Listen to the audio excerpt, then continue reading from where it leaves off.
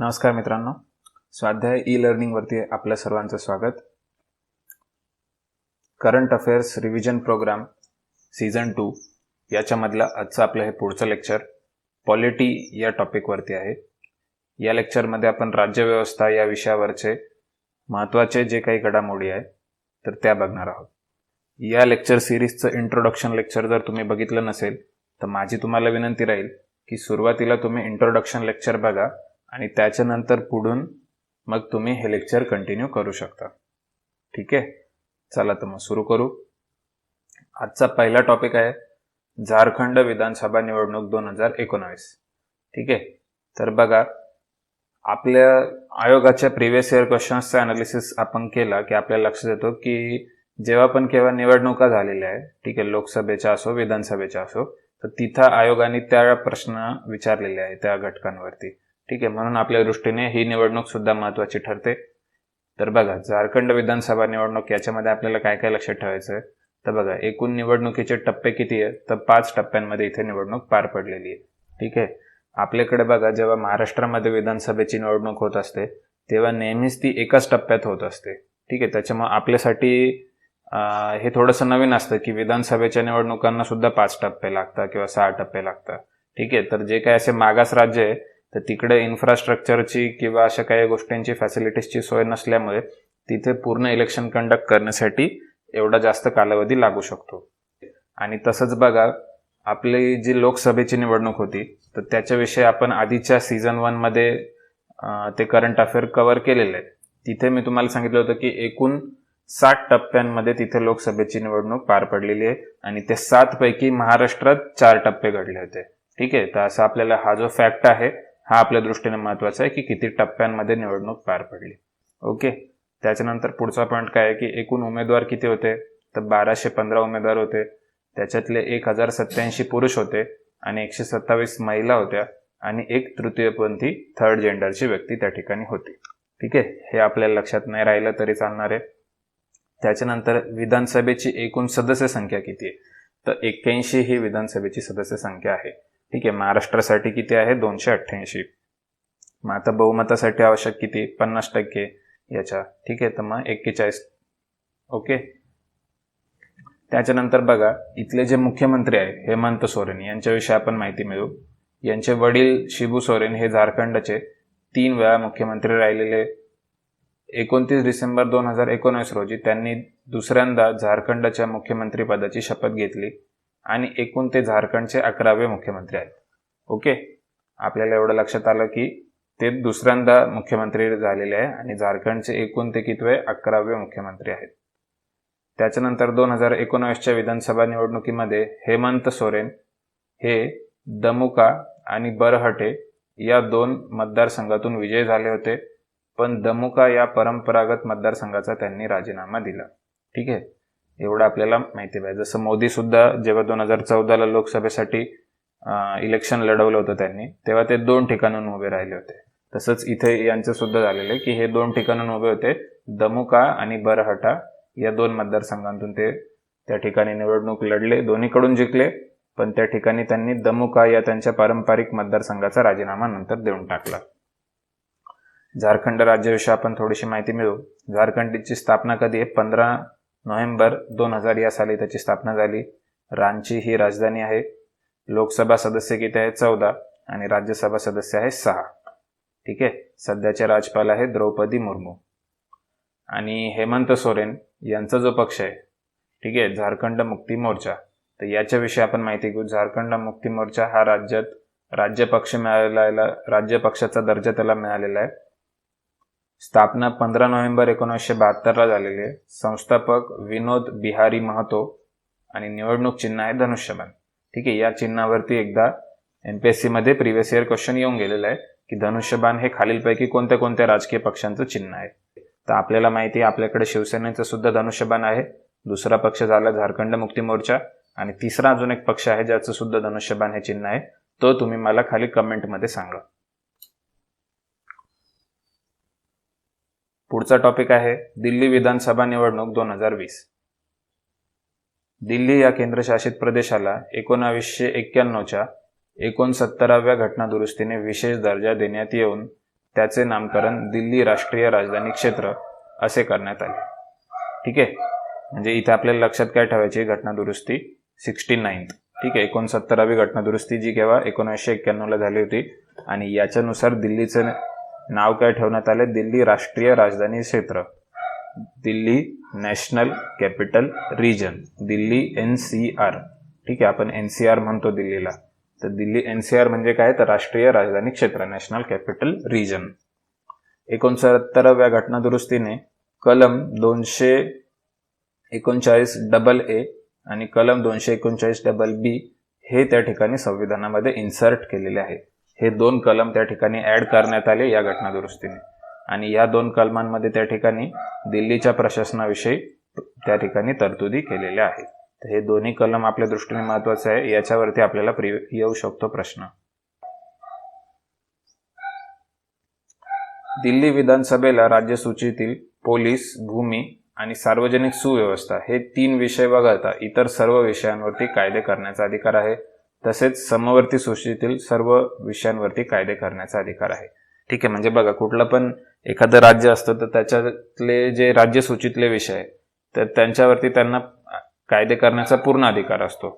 पांडिचेरी हे सुद्धा असं एक केंद्रशासित प्रदेश आहे जिथे विधानसभा आहे. ठीक आहे, पण तिथल्या जे काही राज्यसूचीतले विषय आहेत तर त्या सर्व विषयांवरती कायदे करण्याचा अधिकार त्या ठिकाणी पांडिचेरी विधानसभेला आहे. पण दिल्लीच्या बाबतीत विशेष तरतूद केलेली आहे की इथले 3 विषय हे केंद्राकडे दिलेले. कोणते 3 विषय, पोलीस आहे, भूमी आहे आणि सार्वजनिक सुव्यवस्था आहे. ठीक आहे, police, public order and land, land, police, public order हे 3 विषय त्या ठिकाणी केंद्र सरकारकडे दिलेले. इतर सर्व विषय राज्याकडेच आहेत. दिल्ली विधानसभेची निवडणूक केंद्रीय निवडणूक आयोगामार्फत होत असते. 1911 पूर्वी भारताची राजधानी कोलकाता ही होती. 1911 साली ब्रिटिशांनी दिल्लीला भारताची राजधानी बनवली. ठीक आहे, तर हा चेंज तुम्ही मॉडर्न हिस्ट्रीमध्ये वाचला असेल. लॉर्ड हार्डिंग याच्या काळात झालेला आहे. लॉर्ड हार्डिंगच्या काळात 3 महत्वाचे चेंज झाले. पहिला म्हणजे राजधानीला कलकत्त्यावरून दिल्लीला हलवण्यात आलं. त्याच्यानंतर दुसरा म्हणजे दिल्ली दरबार त्या ठिकाणी भरवण्यात आला. आणि तिसरा बदल तो म्हणजे बंगालची फाळणी रद्द करण्यात आली. पुढचा पॉइंट काय, दिल्ली केंद्रशासित प्रदेश म्हणून स्थापना 1956ला झाली. दिल्लीमध्ये लोकसभा सदस्य किती आहेत, तर 7 लोकसभा सदस्य आहेत. हा पॉइंट आपल्या दृष्टीने महत्वाचा ठरतो. याच्यावरती आपल्याला प्रश्न येण्याचे चान्सेस आहेत. राज्यसभा सदस्यांची संख्या किती आहे, 3. विधानसभा सदस्य संख्या किती आहे, 70. ठीक आहे. दिल्ली मंत्रिमंडळ, मंत्रिमंडळाचा आकार विधानसभेच्या एकूण सदस्य संख्येच्या 10% म्हणजे मुख्यमंत्री अधिक 6 मंत्री हा या ठिकाणी फिक्स केलेला आहे. ठीक आहे, जे 69वी घटना दुरुस्ती आपण इतक्यात बघितली त्याच्याने हा दिल्लीच्या मंत्रिमंडळ संख्येचा आकार त्या ठिकाणी फिक्स केलेला आहे. तो म्हणजे विधानसभा सदस्यांच्या 10%. मग आता विधानसभा सदस्य संख्या किती आहे, 70. याच्या 10% किती होता, 7. 7 मधला एक मुख्यमंत्री तर पाहिजे फिक्स आणि इतर 6 मंत्री. ठीक आहे, म्हणजे 1 CM आणि 6 मिनिस्टर हा त्या ठिकाणी स्ट्रक्चर दिल्लीमधलं फिक्स आहे. ठीक आहे. इतर राज्यांसाठी ही काय प्रोव्हिजन आहे की इतर राज्यांसाठी ही तरतूद केलेली आहे 15% असले पाहिजे आणि मिनिमम 12. ठीक आहे, म्हणजे ज्या पण राज्याची विधानसभा आहे, ठीक आहे, समजा महाराष्ट्रापुरतं धरलं तर 288 ची विधानसभा आहे आपली, तर याच्या 15% त्या ठिकाणी मंत्रिमंडळाची संख्या जास्तीत जास्त असू शकते आणि कमीत कमी ती किती पाहिजे, 12. ठीक आहे, म्हणजे मिनिमम 12 आणि 15% याच्यामध्ये त्या ठिकाणी मंत्रिमंडळाची सदस्य संख्या असली पाहिजे. ओके, आणि इथे हे 15% पकडताना फक्त विधानसभाच पकडायचं. ठीक आहे, म्हणजे जिथे विधान परिषद अस्तित्वात आहे तर तिथले विधान परिषद कॅल्क्युलेट नाही करायचे. ओके, आय होप हा पॉइंट लक्षात आला असेल. तर बघा, आणि हे चेंज केव्हा केलेले, 91व्या घटना दुरुस्तीने जी 2003ला झाली त्याच्यानुसार हे बदल या ठिकाणी करण्यात आलेले आहेत. विधानसभेच्या विराम काळात राष्ट्रपतीच्या पूर्वसंमतीने नायब राज्यपाल त्या ठिकाणी अध्यादेश काढू शकतात. ठीक आहे, एखाद्या विशिष्ट मुद्द्यावरती जर कायदा करायची वेळ आली तर तिथे नायब राज्यपाल यांना अधिकार आहे अध्यादेश काढण्याचा. ठीक आहे, पण त्याच्यासाठी अल्टिमेटली मंत्रिमंडळच त्यांना सजेस्ट करत असतं.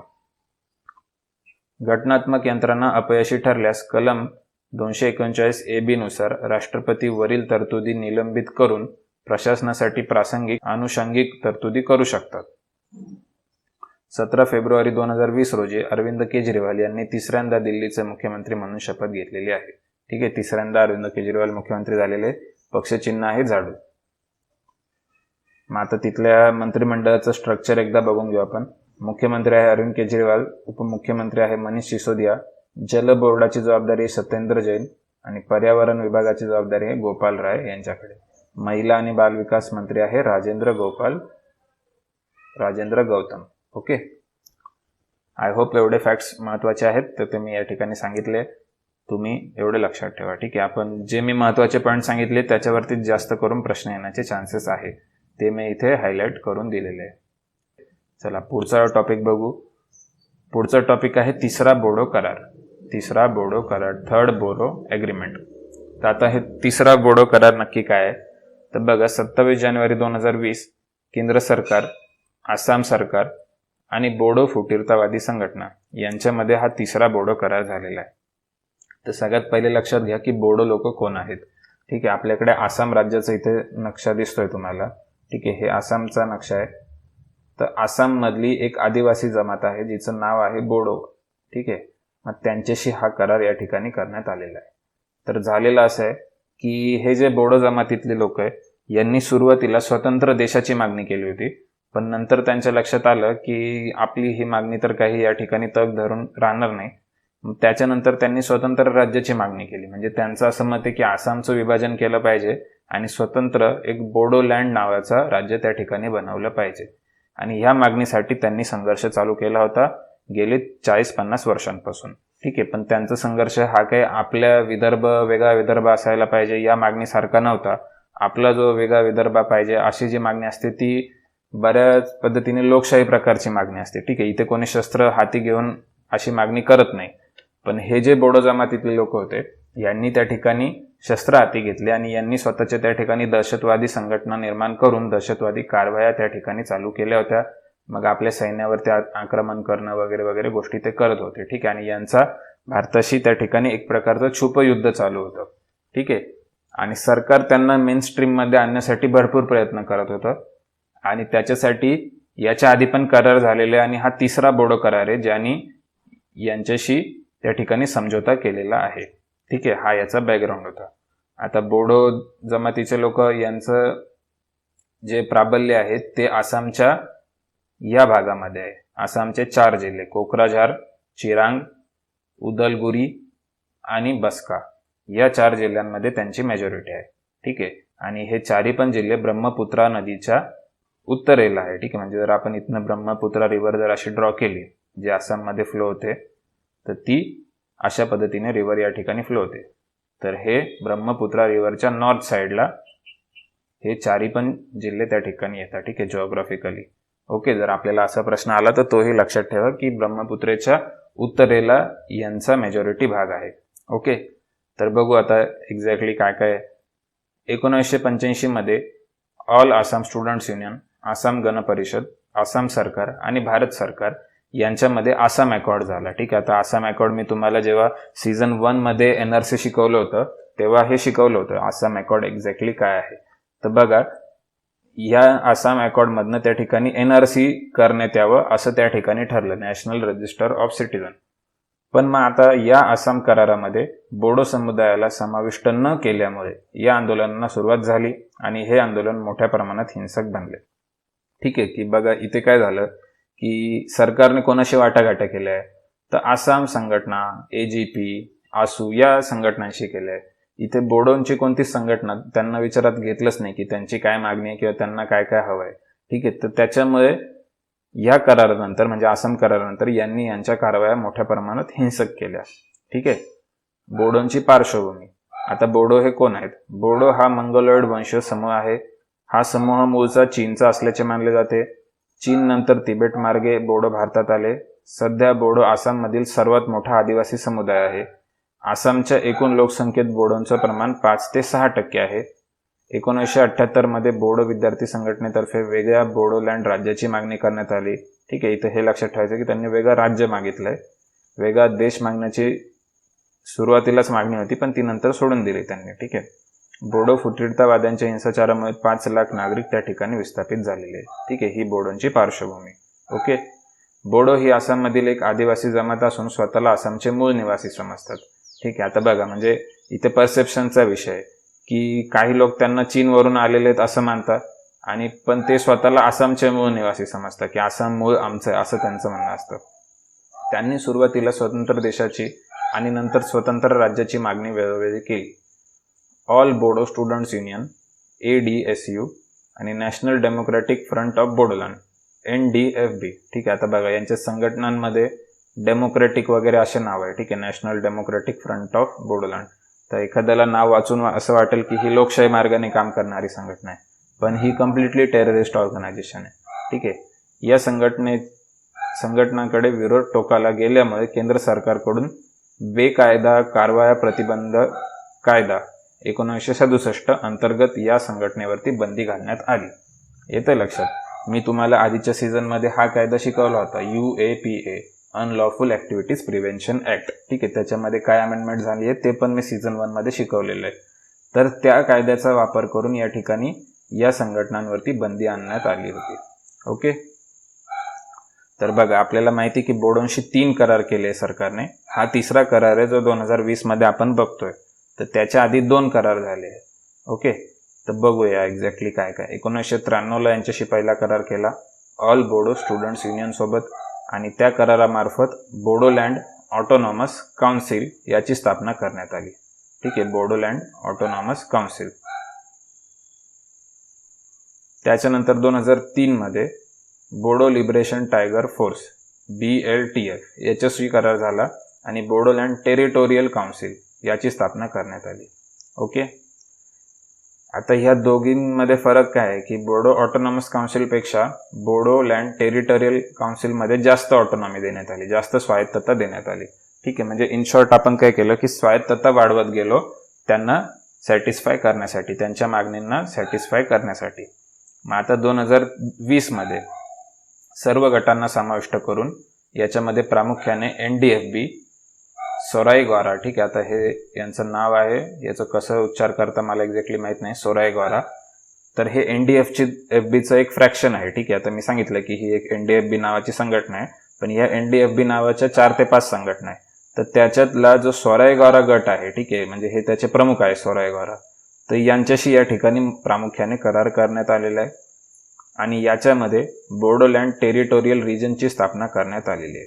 ठीक आहे, म्हणजे बोडोलँड टेरिटोरियल काउन्सिलचा आता या ठिकाणी बदलून होणार आहे बोडोलँड टेरिटोरियल रिजन.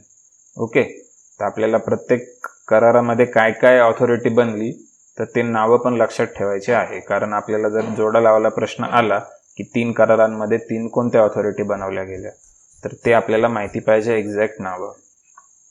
अजून काय काय यांना या ठिकाणी सांगितलेलं आहे की विधानसभेच्या जागांची संख्या 40 वरून 60 पर्यंत वाढवणार. ठीक आहे, म्हणजे यांच्या भागातली जी काही विधानसभेची संख्या आहे, बघा इथे हायलाइट करून आपण हे 4 जिल्हे दिलेले, तर ती त्या ठिकाणी 40 इथली आजची जर तिथली संख्या असेल तर ती वाढवून 60 पर्यंत नेणार असं सरकारने आश्वासन दिलंय. 1500 कोटी रुपयांचा निधी यांच्या विकासासाठी वापरणार. NDFBचे 1550 बोडो अतिरेकी समर्पण करणार. आता हे 2 पॉईंट तर सरकारने केले, मग संघटना म्हणून हे लोक काय करतील तर हे यांच्या अतिरेकी कारवाया थांबवतील आणि समर्पण करतील. BTR मध्ये बोडो बहुल गावांचा समावेश करण्यासाठी आयोग स्थापन करणार. ठीक आहे, अजून कोणते कोणते गावं या ठिकाणी बोडोलँड टेरिटोरियल रिजन मध्ये टाकायचे त्याच्यासाठी एक आयोग स्थापन करणार. ओके, तर ह्या गोष्टी या केल्या गेल्या. आपल्याला लक्षात काय ठेवायचं, या 3 करारांचे वर्ष लक्षात ठेवायचे आहेत. ठीक आहे, 1993, त्याच्यानंतर डायरेक्ट 2003 आणि त्याच्यानंतर डायरेक्ट 2020. या कराराचे काय काय लाभ आहे? या करारामुळे बोडो बहुल भागाला आणखी स्वायत्तता मिळणार, पण आसामचे विभाजन टाळणार. ठीक आहे, म्हणजे आता इथे करारामध्ये हे तर नाही प्रॉमिस केलं ना की आम्ही सेपरेट बोडोलँड बनवून देऊ. ओके, म्हणजे विभाजन टळलेलं आहे. आणि सध्या NRC वरून ईशान्य भारतामध्ये वातावरण तप्त आहे. अशा स्थितीत हा करार केंद्र सरकारसाठी दिलासादायक आहे. आता बघू इतर ठिकाणी कुठे राज्यांची मागणी होते, नवीन राज्यांची. तर बोडोलँड ही आसाममधली मागणी होती. महाराष्ट्रामध्ये विदर्भ वेगळा पाहिजे ही एक मागणी आहे. उत्तर प्रदेशमध्ये हरित प्रदेश वेगळं करून द्या अशी पण एक मागणी आहे. पश्चिम बंगालमध्ये गोरखालँड वेगळं करून द्या अशी पण एक मागणी आहे. ठीक आहे, तर हेही आपल्याला माहिती पाहिजे. ठीक आहे, आय होप तुम्हाला बोडोलँडचा हा विषय आणि तिसरा बोडो करार हे एक्झॅक्टली समजलं असेल काय. ठीक आहे, ते जेवढे मी पॉईंट सांगितले तेवढे लक्षात ठेवा, तेवढे इनफ आहे. पुढे जाऊया. पुढचा टॉपिक आहे ब्रू किंवा रियांग करार. ठीक आहे, आता हा अजून एक करार या ठिकाणी केंद्र सरकारने केलाय. ठीक आहे, म्हणजे आता मोदी गव्हर्नमेंटचा एक चांगला पॉईंट काय आहे की ते पॉवरमध्ये आल्यापासून त्यांनी बरेच असे प्रश्न जे अनेक वर्षांपासून प्रलंबित आहेत, ठीक आहे, तर ते सोडवण्याचं त्यांनी त्या ठिकाणी कष्ट घेतलेले आहे. ठीक आहे, जे देशाच्या सुरक्षेच्या दृष्टीने महत्त्वाचे असे काही प्रश्न आहेत देशाला, तर ते त्यांनी त्यांचे सोक्षमोक्ष लावून टाकलेले आहे. ठीक आहे, तर त्याच्यातलाच एक आहे हा ब्रू किंवा रियांग करार. तर एक्झॅक्टली काय आहे बघूया. हा करार झालेला आहे केंद्र सरकार, त्रिपुरा सरकार, मिझोराम सरकार आणि ब्रू किंवा रियांग जमात या 4 लोकांमध्ये. ठीक आहे, 4 कोणत्या पार्टी आहे? Central government, Tripura state government, Mizoram state government and Bru people, Bru tribal people. आणि यांची संघटना कोणती आहे ब्रू लोकांची? Mizoram Bru displaced people's forum, MBDPF ही यांची संघटना आहे. ठीक आहे, तर ह्या 4 लोकांमध्ये हा करार झालेला आहे. तर झालेला असं आहे बघा की ब्रू हे लोक आहे ना, तर हे मूळ मिझोराम मधले आदिवासी लोक आहेत. ठीक आहे, त्यांना रियांग असं पण म्हणतात. ठीक आहे, त्यांचेच 2 नाव आहे, ब्रू किंवा रियांग. तर हे मूळ मिझोराम मधले लोक आहेत, पण मिझोराम मध्ये त्यांच्यावरती बऱ्याच प्रमाणावरती अत्याचार केल्या गेल्यामुळे, ठीक आहे, तिथल्या लोकांनी त्यांना काढून टाकलं किंवा त्यांच्यावरती अत्याचार केले, म्हणून ते त्या ठिकाणी स्वतःच्या राज्यातनं पळून गेले. ठीक आहे, म्हणजे आता जर त्यांचं मूळ राज्य कोणतं आपल्याला विचारलं तर ते मिझोराम येईल. ठीक आहे, पण सध्या ते कुठे पळून गेलेले असं विचारलं तर ते त्रिपुरा येईल. ठीक आहे, इथं मॅपमध्ये मी तुम्हाला समजून सांगतो बघा. आता खाली हा इंडियाचा मॅप आहे आणि याच्यातला हा जो शेवटचा खालचा सेक्शन आहे, ठीक आहे, तर तो इथे झूम करून दिलेला आहे. इकडे शेजारी म्यानमार कंट्री आहे. ओके, तर म्यानमारला लागूनच आपल्याकडे मिझोराम हे राज्य आहे. ठीक आहे, हे एवढं मोठं मिझोराम राज्य आहे जे मी इथे हायलाईट करतोय. ओके, आणि त्याला लागून इकडे बांगलादेश आहे, वरती मणिपूर आहे, इकडे आसाम आहे आणि शेजारी त्रिपुरा आहे. तर या ठिकाणी रियांग किंवा ब्रू लोकांवरती त्यांच्या मेजॉरिटीचे हे 3 जिल्हे होते जे मिझोरामच्या पश्चिमेला आहे. ठीक आहे, त्रिपुराला लागून असलेले. तर इथे त्यांच्यावरती अत्याचार झाल्यामुळे त्यांनी इथून मायग्रेशन केलं आणि त्यांनी या ठिकाणी त्रिपुरामध्ये कचनापूर या ठिकाणी त्यांनी स्वतःचे रिफ्युजी कॅम्प्स बनवले. ठीक आहे, म्हणजे इथे बघा, इथे ॲरोमधनं दिसतंय की हे प्रत्येक जिल्ह्यातनं हे 3 जिल्हे जे त्यांचे मेजॉरिटीचे जिल्हे होते तिथनं ते लोक स्वतः पळून आले आणि इकडे होऊन स्थायिक झालेले आहे. ठीक आहे, म्हणजे बघा, जसं आपल्याकडे काश्मीरी पंडितांच्या बाबतीत झालेलं आहे की त्यांना स्वतःच्याच काश्मीर राज्यातनं काढून टाकलेलं आहे. ठीक आहे, आणि ते दिल्ली किंवा इकडे साईडला त्यांना बसवलेलं आहे. तसं यांच्या बाबतीत झालं. ठीक आहे, मग यांना कुठे बसवलं तर त्रिपुरामध्ये बसवलं. मग आता यांची मागणी काय होती की आम्हाला परत आमच्या जिल्ह्यांमध्ये, परत आमच्या राज्यामध्ये त्या ठिकाणी सेटल केलं जावं. ठीक आहे, आणि त्याच्यासाठी ते आंदोलनं करत होते आणि ही समस्या जवळपास 23 वर्षांपासून चालू होती. 23 वर्ष जुन्या समस्येचे निराकरण या ठिकाणी करण्यात आलेले आहे. मग आता यांनी जो करार केलाय याच्यानुसार काय केलंय बघा. 2020च्या करारानुसार त्यांना त्रिपुरात बसवण्यात येईल असं त्या ठिकाणी सरकारने जाहीर केले. म्हणजे आता इथून पुढे त्यांना त्यांच्या राज्यात नाही, म्हणजे मिझोराममध्ये नाही, तर त्रिपुरामध्ये जिथे ते रिफ्युजी कॅम्पमध्ये आलेले आहे ऑलरेडी. ठीक आहे, तर इथेच त्यांना सेटल करण्यात येईल असं गव्हर्नमेंटने त्या ठिकाणी सांगितलं. ठीक आहे, पण याच्या आधी काय व्हायचं की त्यांची अशी मागणी राहायची की आम्हाला परत मिझोराममध्येच पाठवा. ठीक आहे, आणि त्यांच्याशी याच्या आधी सुद्धा करार केला होता. बघा इथे दिले 2018च्या करारानुसार ब्रू किंवा रियांग यांना मिझोराममध्ये बसवण्यात येईल असे सांगितले होते. ठीक आहे, पण आता अडचण काय व्हायची याच्यामध्ये, 4ही गव्हर्नमेंट काय आहे का मिझोरामवाली सरकार त्यांना घ्यायला त्या ठिकाणी तयार नव्हती. ओके, त्याच्यानंतर त्रिपुरावाल्यांना त्यांना तिथे परमनंट नव्हतं करून घ्यायचं. तर मग अशा प्रत्येकाचे काही ना काही स्वतःचे पॉईंट्स होते. ठीक आहे, मग त्याच्यामुळे याचं निराकरण होत नव्हतं. मग आता केंद्र सरकारने इनिशिएटिव्ह घेऊन, आणि ह्या संघटनांची सुद्धा अशी मागणी होती की आम्हाला आमच्या मूळ राज्यातच जायचं आहे. ठीक आहे, पण मग आता त्यांना त्या ठिकाणी पॅसिफाय करण्यात आलंय, त्यांच्या त्या ठिकाणी मागणीला शांत करण्यात आलंय, त्यांना मनवण्यात आलेलं आहे की आता ते शक्य नाहीये एका अर्थाने मिझोराममध्ये परत जाणं. तर त्याच्यामुळे आता तुम्ही जिथे आहे तिथे तुम्हाला परमनंटली सेटल करण्यात येईल. म्हणजे रेफ्युजी कॅम्प्सपासनं त्यांना परमनंटली त्रिपुरामध्ये सेटल करण्यात येईल. त्रिपुरातलंच त्यांना वोटिंग कार्ड वगैरे देण्यात येईल असं त्या ठिकाणी गव्हर्नमेंटने सांगितलेलं आहे. ठीक आहे, तर आय होप हा मुद्दा सुद्धा समजला असेल. तर आपल्याला याच्यावरती काय प्रश्न येऊ शकतो की ब्रू करारामध्ये कोण कोण सामील आहे, तर 4 लोक सांगितले मी तुम्हाला. त्याच्यानंतर ही ब्रू जे आहेत ते मूळ कुठले आहे, तर ते पण मी तुम्हाला सांगितलं. त्यांना कुठे बसवण्यात येईल, तर ते पण मी तुम्हाला सांगितलं. 2018 मध्ये त्यांना काय प्रॉमिस केलं होतं की तुम्हाला कुठे बसवण्यात येईल, तर ते पण मी तुम्हाला सांगितलं. ठीक आहे, तर एवढे 3-4 पॉईंट्सवरतीच जर प्रश्न आला तर तो आपल्याला येऊ शकतो, बाकी जास्त डिटेलमध्ये जाण्याची आवश्यकता नाहीये. पुढे जाऊया. पुढचा टॉपिक आहे कर्नाटकातही अंधश्रद्धा विरोधी कायदा. ठीक आहे, आता बघा टायटलवरून काय लक्षात आहे, कर्नाटकातही, म्हणजे याचा अर्थ अजून दुसरीकडे कुठेतरी झालेला आहे. ठीक आहे, तर बघा आपण वाचूया. अंधश्रद्धा विरोधी कायदा राज्यात लागू करणारे कर्नाटक हे 3रे राज्य ठरलेले आहे. ठीक आहे, तर 3रा कर्नाटक ठरलेला आहे, म्हणून आपल्या दृष्टीने ते इम्पॉर्टंट आहे. आता पहिले 2 कोण आहे, तर पहिला आहे महाराष्ट्र, त्याच्यानंतर दुसरा आहे आसाम. ठीक आहे, तर हे दोन्ही आपल्याला लक्षात ठेवायचं आहे की पहिला महाराष्ट्र, दुसरा आसाम आणि तिसरा कर्नाटक, असा सिक्वेन्स आपल्याला या ठिकाणी लक्षात ठेवायचा आहे. कायद्याचे प्रत्यक्ष नाव काय आहे, कर्नाटक अमानवी अनिष्ट प्रथा आणि काळी जादू प्रतिबंधक व उच्चाटन कायदा 2017. या कायद्याचे उल्लंघन केल्यास जास्तीत जास्त 50,000 रुपयापर्यंतचा दंड किंवा जास्तीत जास्त 7 वर्षांपर्यंतचा तुरुंगवास अशी शिक्षा त्या ठिकाणी देण्यात येणार आहे. आणि 2013ला असा कायदा करणारे महाराष्ट्र हे त्या ठिकाणी पहिले राज्य ठरले होते.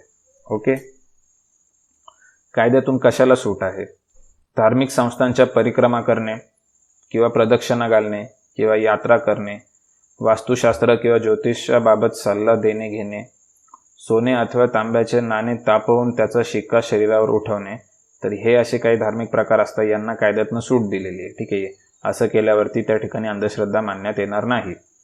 ठीक आहे, पण काय केल्यावर अंधश्रद्धा मानण्यात येईल, तर ते खाली दिलंय कायद्याद्वारे प्रतिबंध. खजिना किंवा गुप्तधन शोधून देणे, उरलेल्या जेवणाच्या पत्रावळीवरती लोळत प्रदक्षिणा घालणे, पूजेच्या नावाखाली महिलांना नग्न करायला लावणे, महिलांनी स्वखुशीने केलेली नग्न पूजा ही या ठिकाणी कायद्याने अमान्य केलेली आहे.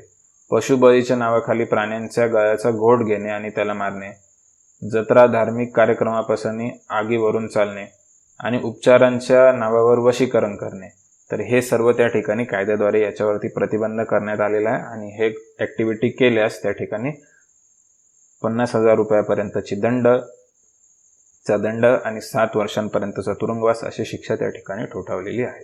ठीक आहे, तर आय होप तुम्हाला हाही पॉईंट कळला असेल. पहिलं राज्य होतं महाराष्ट्र, दुसरं आहे आसाम आणि तिसरं आहे कर्नाटक. ठीक आहे, एवढे पॉईंट्स आपल्याला या ठिकाणी लक्षात ठेवायचे आहे. ठीक आहे, तर मग आजचं लेक्चर एवढे 5 टॉपिक पुरतंच होतं, त्याच्यामुळे थांबतोय. भेटूया पुढच्या लेक्चरमध्ये. जर तुम्हाला हे लेक्चर आवडलं असेल तर लाईक करा, आपल्या मित्रांपर्यंत हा चॅनल पोहोचवा. हे लेक्चर तुम्ही शेअर करू शकता टेलिग्रामला, व्हॉट्सॲपला किंवा इतर प्लॅटफॉर्म्सवरती. तसेच चॅनलला सबस्क्राईब करा. काही प्रश्न असल्यास त्या ठिकाणी कमेंट करा आणि आपल्या टेलिग्राम चॅनलला तुम्ही @e-स्वाध्याय असं सर्च करून त्या ठिकाणी जॉईन करू शकता. तिथे तुम्हाला सर्व स्टडी मटेरियल PDF फॉर्मॅटमध्ये काही दिवसांनी उपलब्ध करून देण्यात येईल. ठीक आहे, थँक्यू.